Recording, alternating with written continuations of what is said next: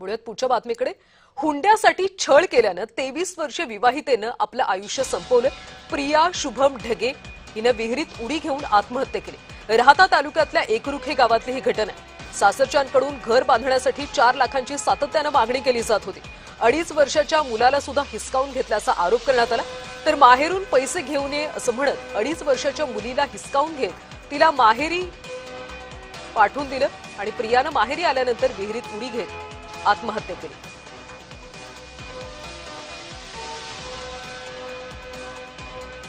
कोरोनाची परिस्थिती असल्यामुळे आम्ही ते लग्न साधं आणि सिंपल पद्धतीने केलं. लग्नावरून त्यांनी नंतर तिला त्रास द्यायला सुरुवात केली. तुझ्या घरच्यांनी लग्न व्यवस्थित करून दिलं नाही, आमचे कोणत्याच अपेक्षा पूर्ण केलेल्या नाहीये. त्यानंतर त्यांनी तिला पैशाची पण मागणी करत होते. तिच्यासाठी तिला शारीरिक पण छळ करायचे तिचा. आणि तिचे मिस्टर हे नाशिकला होते बँकेमध्ये, पण मग तिकडं ते दारू पिऊन पण तिला आहे ना मारायचे, रात्रीचा पण त्रास द्यायचे तिला. तिथं कुणीच नसताना, दोघंच असताना तिच्यावर खूप मानसिक पण छळ करायचे तिचा.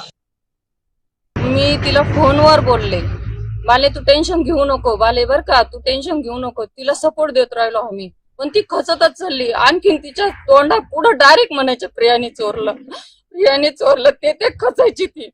आता बी सोसायट झालं तिचं. तिनं मोबाईल मध्ये पण लिहून ठेवलं की मी सोनं चोरलं नाही, अक्काचे पैसे पण चोरले नाही. अक्काचे पैसे चोरीला गेले तरी म्हणायची मी नाही चोरलं. 500 रुपयांनी माझं काय होणार, परपंच होणार आहे का? तरी नाही म्हणायची ती. तरी ते म्हणायचे नाही प्रियानेच चोरलं.